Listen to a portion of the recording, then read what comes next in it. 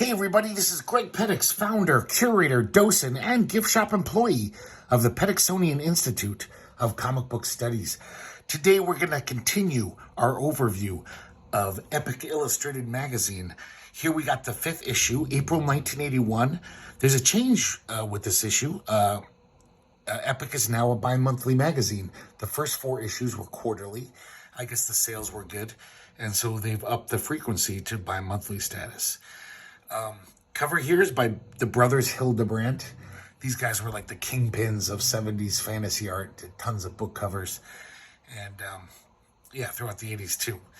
And pretty nice fantasy art. These guys are good. I kind of like this cover, how they're so ultra realistic, but this monster looks like a guy in a rubber suit from an old monster movie. But the cartooniness of it, I really like the contrast. Kind of a funny little dragon dude. Let's crack this open. Ads are getting upscaler every issue, more upscale. More major motion pictures are advertising. We got the contents page. 3-page ad for the film American Pop by Ralph Bakshi. That's a lot of moolah for Epic. And unfortunately, the overview this issue doesn't tell you about the contributors. That was always a nice part of the magazine, I thought. Filling you in on who these people are. But this 1-page overview is just to tell us about the change in frequency, and also that they have a new associate editor, Joe Duffy, to help with the workload. Now that it'll be 6 times a year instead of 4. So right off the bat, we got the conclusion of Almuric, Robert E. Howard's creation. Once again, Roy Thomas script and Tim Conrad art. Tim Conrad's art's really gotten better. It's been an amazing learning curve in these 4 issues. A lot less wonky faces in this one. That was kind of a problem with the first 3 chapters, especially the first 2. Tim Conrad is pretty new to the game at this point, so he's learning, and man, is he learning fast, because this is some beautiful fantasy art. So this episode starts where the last one left off. Once again, Esau Cairn, our hero, is using one of the Yaga as his mount, his flying mount. And he's escaping the city of Yaga, where they all live, the evil winged demons. And flying over the landscape. And so he's over Koth territory. Koth is the city that, his city where he's been adopted into. But then he sees an army of Kothans marching. And, I'm sorry. He sees an army. They're all in formation. They're ready for battle. So he's like, what the hell's going on? But because of this, he loses focus. And just like the last time, he gets thrown again. Or at least attempted. The Yaga attempts to throw him again because he realized that Esau lost his concentration. So they're having this aerial combat. This is some pretty wicked shit. And finally the Yaga goes spinning to the ground. And Esau twists his body so he lands on the Yaga. The Yaga takes the brunt of the blow. And he's like shattered. His bones are all crushed. But Esau's a pretty sturdy guy, so it cushioned his fall. He's okay. So the coffins come over. The coffins, I guess that's how you say it. And they're like, Iron Hand, our buddy, where the hell have you been? We missed you. And he's like, guys, I just came from Yaga. We got to go there and attack. And they're just like, dude, man, no one can stop the Yagas. They've preyed on us as long as we can remember. He's like, fuck that. We gotta, put a stop to these fuckers, finally, once and for all. And then they're also saying how, well, actually, we were about to fight the men from Kor, another city, and there they are right now. So this other army's coming. They're about to have a battle. And he's like, you fucking idiots. It's like, why are you fighting each other? We gotta fight the Yaga. They're the real enemy. So he walks across to the other army, and they're like, what the hell is this guy doing? He's got no weapons. He's kind of coming to parley. And he convinces them to hear him out, the coffins. I'm sorry, the Corins.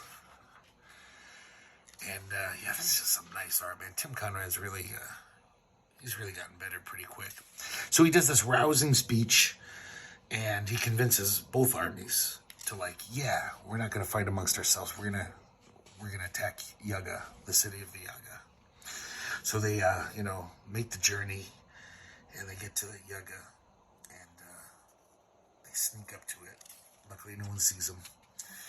Esau scales the wall of the city, and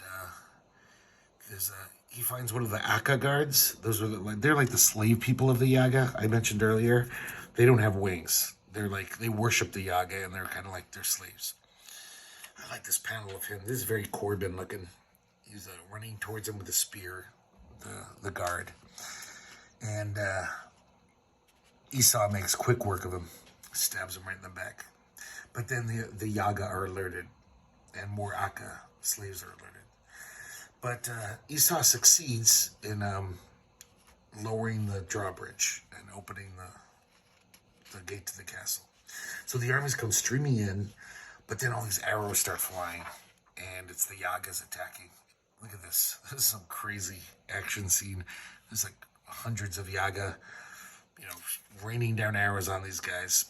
But these guys are, they're brave. They're just like, attack. There's Queen Yasmina. She's ordering her men to kill them all, She's furious that they dared to attack. Because none of these guys ever dared to attack the Yaga. They were just so scared of them.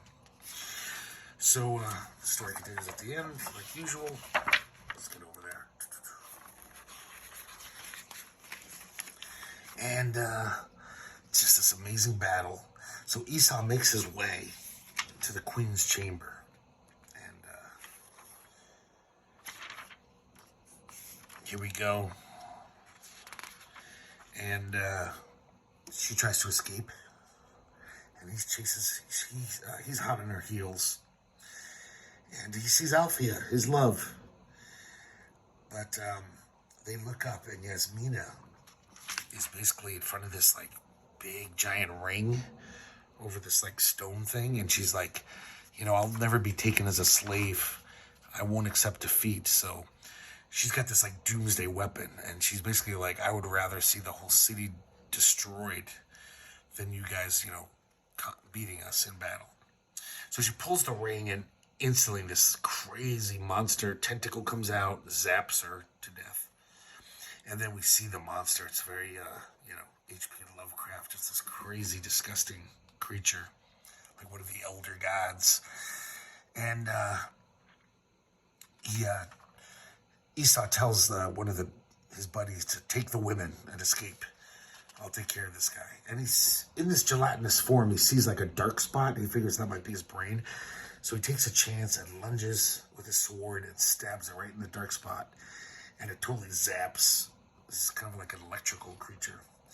And his body's hurled out over the cliff. Because the city's, kind of on a cliff. It's really high up. And he falls 500 feet.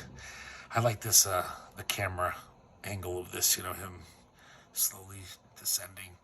But then one of his beast buddies dives in and saves him from the Purple River. And he's alive. He can't believe it, but he is. Esau's a pretty sturdy guy.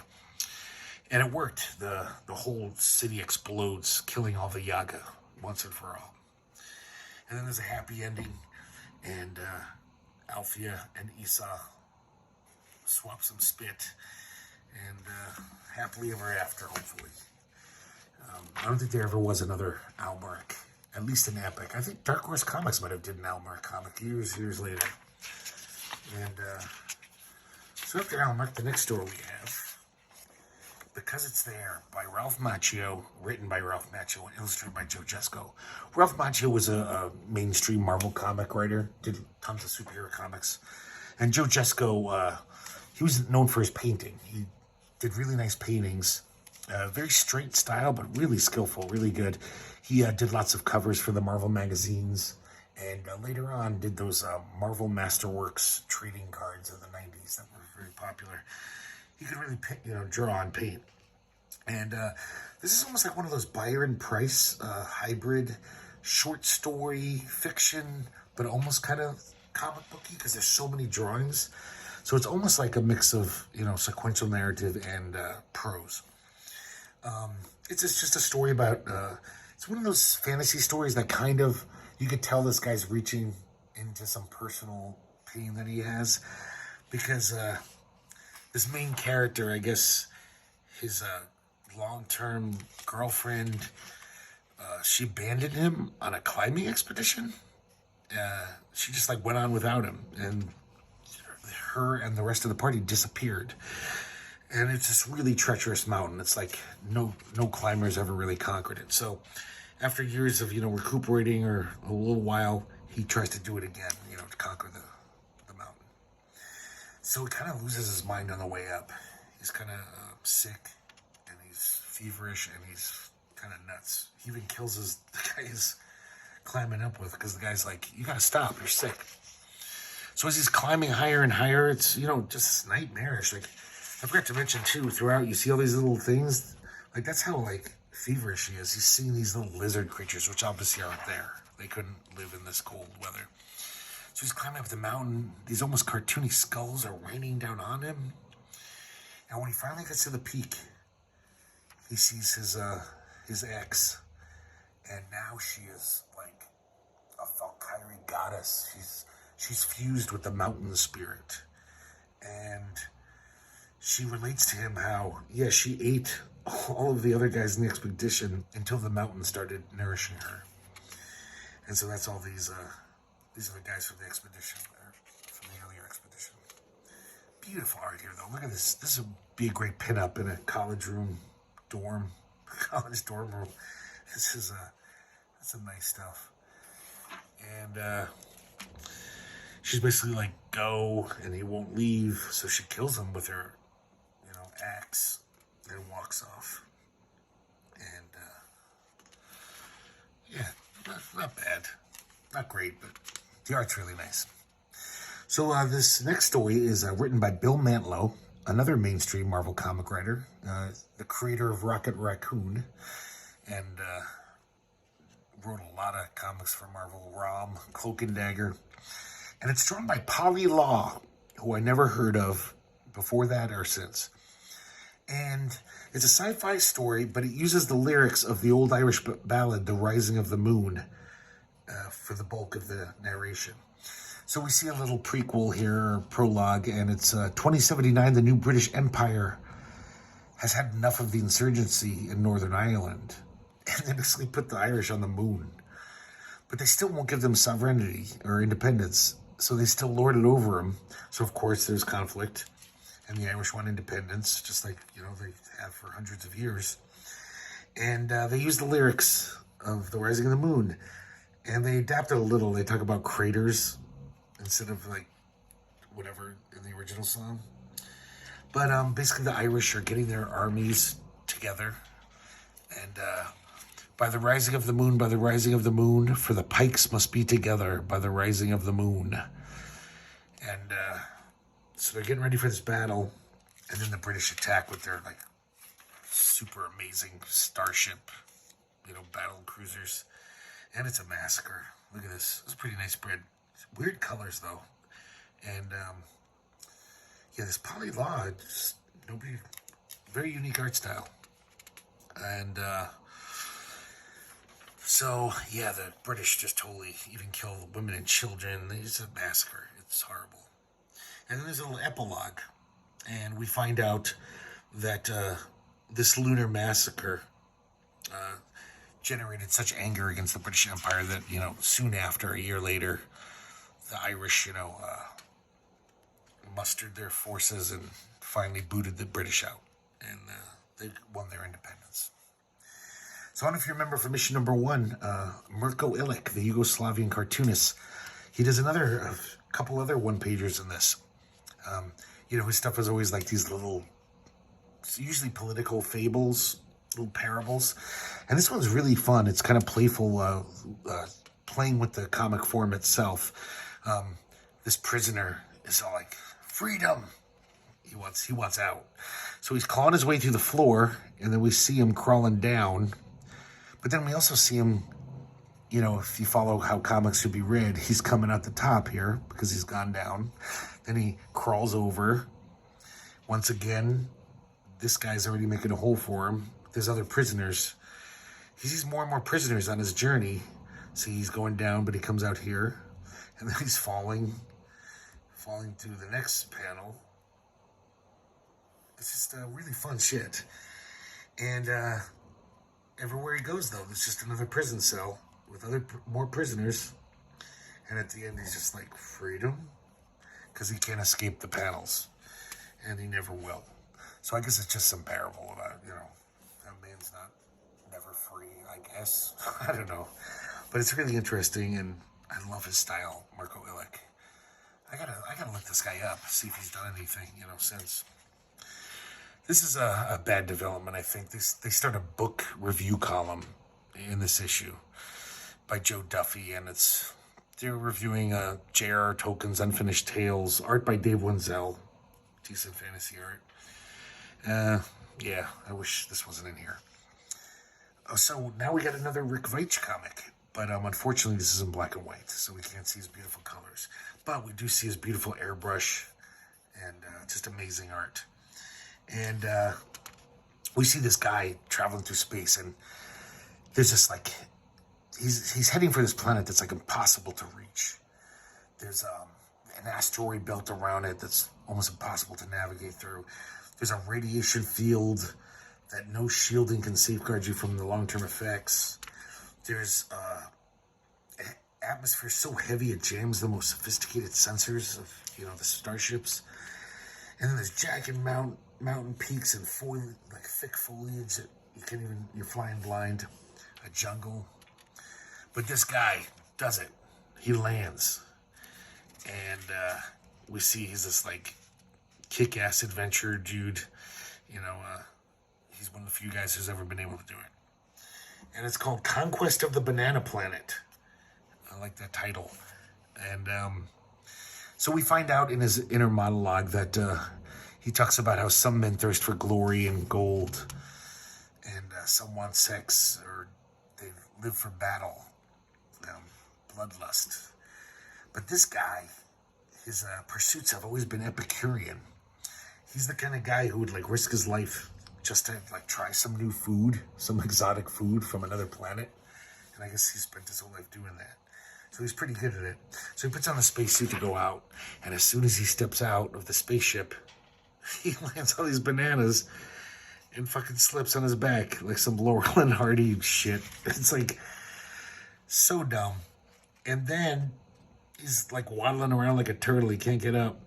And it turns out the bananas are carnivorous, and they eat through the suit, and they're totally chowing down on him here. So it's so dumb. The weird thing is though, the art's beautiful, and you know, the actual writing is good. Like all this inner monologue of him, it's well written, but all to what end, I ask you? To this ridiculous end. So kind of a waste of Rick Veitch's talents, but you know, he wrote it, so he has no one to blame but himself. But yeah, pretty slight fare, but it's still nice seeing beautiful Rick Veitch art. And you know, here's another column. They start this issue, Media View, which is Denny O'Neil reviewing movies, and they review Flash Gordon and the Robert Altman Popeye. And yeah, who cares? It's not comics. So now we got chapter 8 of Metamorphosis Odyssey by Jim Starlin. And Ignatin has rounded up his whole crew. He's finally got Dreadstar as their like kind of bodyguard. Because he's a great warrior. But he tells them, like, hey, I got to do something. I got a mission, so I'm going to leave you guys here. Get acquainted with each other. And these guys are kind of fucking with him. They're kind of teasing him. They're like, oh, you're supposed to be our bodyguard? A little guy like you? What the hell are you going to do against the Zygonians? And Zah kind of like fucks with him a little. Dreadstar just pow. Katow. That's the sound effect. And Dreadstar walks off in a huff. He's just like, fuck you guys. So Wispar comes up to talk to him, and she fills him in. Because this whole time, Dreadstar still doesn't really know what Ignatin's up to. And she tells him that that infinity horn that he has the key for that they're trying to find, it's a doomsday weapon. It's going to blow up the whole Milky Way galaxy. But that's the only way to stop the Zygonians. You can't just fight them in combat. They're going to enslave the whole galaxy. So they figure they'd rather just, blow up the whole galaxy and, suicide. But it'll take the Zygonians with them. Because otherwise it'll just, the galaxy would just be enslaved and destroyed by the Zygonians. So it's a kind of a weird solution. Gotta say though, I don't know, you can probably see the art in this has really taken a step down. I don't know if it's the printing's fault, because the colors definitely look off. There's some blurriness going on, but I don't know. It just seems like slapdash. Like Starlin was in a rush this month. Like, look at this. It's totally washed out, the colors here. I don't think that he meant it to be like that. I think this is bad printing. But then it's going to continue next issue, so hopefully things will get better. He got a long interview with the brothers Hildebrand. Way too long. A lot of good comics could have been put in these pages. I didn't know those guys were twins. I never knew that. They're twin brothers. It's written by Archie Goodwin. He does the interview. It's got some nice art by the Hildebrand brothers. It's a beautiful painting. But man, this is just a waste of space for a comics magazine, I could read some other magazine if I wanted this shit. So we see a lot of their projects. They see their studio, how they work. Here's some other bad printing. They show the cover of this issue. They wanted to print it without the logo and the type. Totally blurry. I don't even know if you could tell from, seeing it on your camera or your whatever. But yeah, it's just kind of sad, epic. Sometimes the printers would fuck up. Yeah, this goes on way too long. There could have been like 2 great comics in this amount of pages. Okay, that's done finally. So now we have the first appearance in Epic of Pepe Moreno. Pepe Moreno did a lot of stuff for Epic and Heavy Metal. And he had a very European art style. I'm not sure where he's from though. Maybe he was Spanish. And he's a really good illustrator. And he went on to do the first computer-generated comics, which was kind of dumb because it was like the early computers, so it looked like shit. But he did that comic Shatter and the Iron Man graphic novel for Marvel and Digital Justice, the Batman graphic novel, all in like primitive computers. But he was really good. It's kind of a shame he went into that. He got fascinated by computer because he was damn good, analog artist. So we basically see this, U.S. battleship. The squadron goes up to do some mission. One of the ships quickly malfunctions and has to go back to the aircraft carrier. So this one plane left. All of a sudden their controls are taking over. The pilot's like, the plane's just doing what it wants to do. I don't know what's going on. They can't radio back to the base.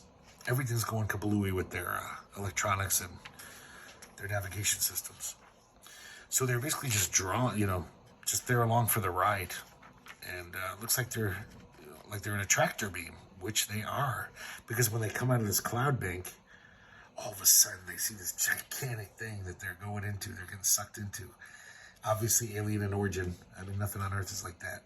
It's humongous. So it draws the plane in, shuts behind it. And they're flying through it. They're flying blind through it. It's totally dark in there. And, but then all of a sudden another portal opens up and they see the sky and they're like, oh, it looks like all the systems are returning to normal. And we got an exit finally. So they fly out. And as soon as they fly out, they're like, what the hell? And they crash right into a Nazi airship. And totally causing it to explode, with all the helium inside of it. And then the aliens are saying there may have been a slight temporal miscalculation in the return of that specimen we were studying, but a few decades shouldn't make a great difference. And then we see the ironic twist is that, just as you probably already know, this is the Hindenburg, which burst explosively into flame in 1937. The cause of the disaster is still debated to the present day. But now, thanks to Pepe Moreno, we know why the Hindenburg blew up.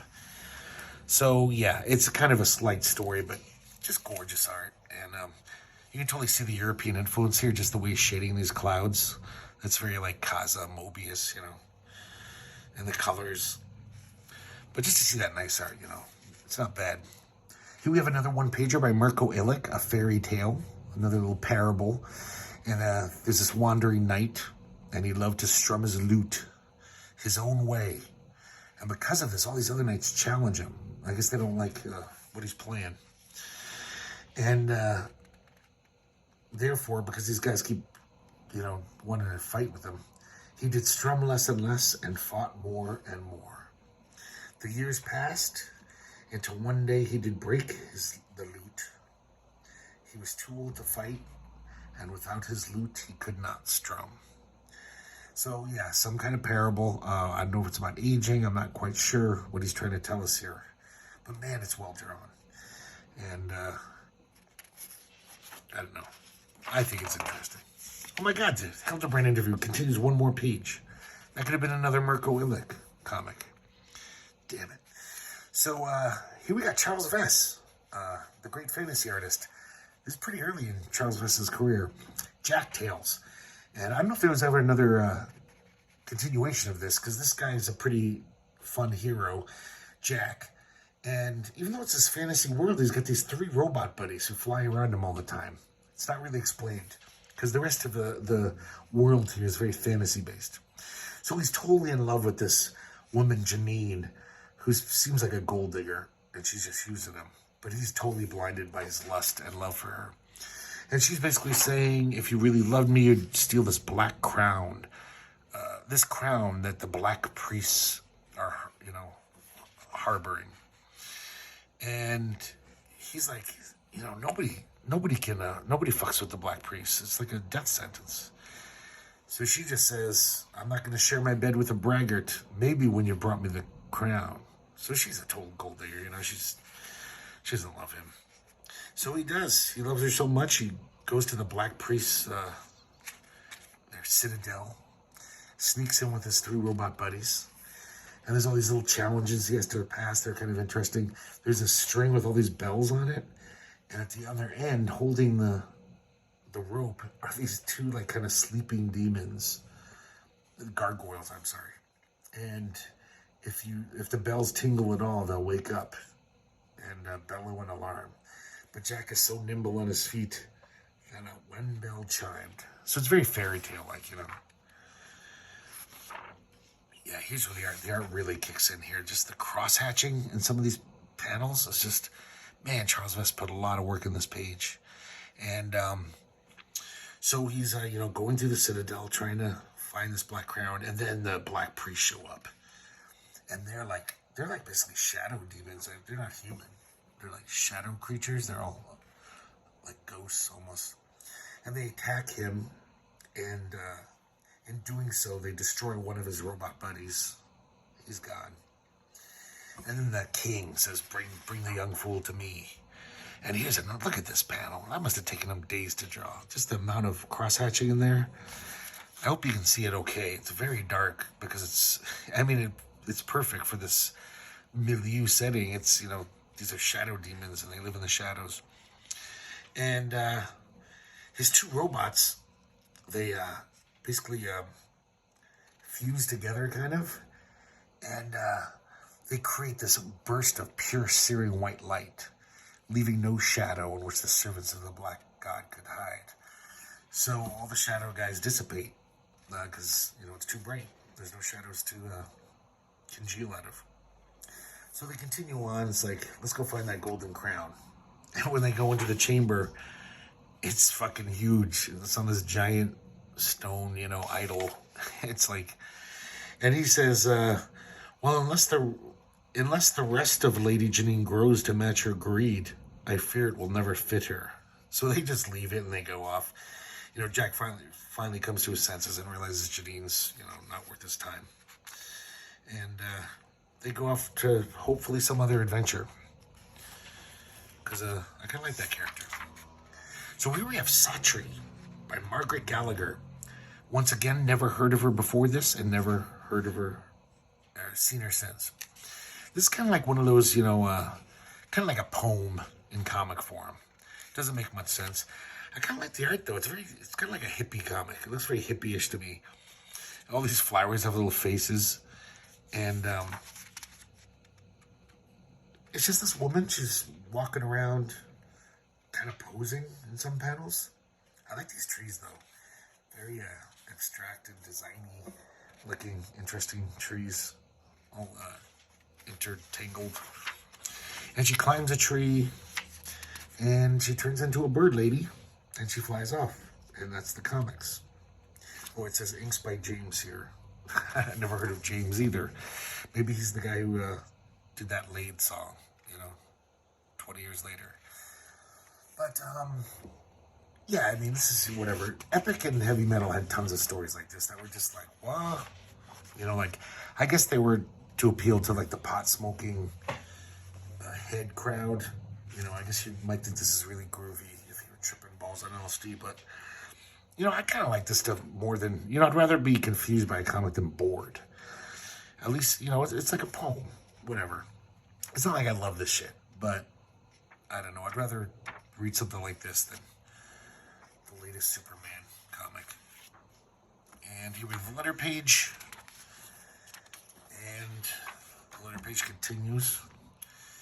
Oh yeah, that Paul Kirshner story from last issue. I was telling you how much I love Paul Kirshner shit. Apparently everyone hates it. People are writing in like, never publish anything like that again, please. That was terrible. So I guess there's no accounting for good taste. People don't like Paul Kirshner as much as I do. So that's it for Epic Illustrated number 5, April 1981.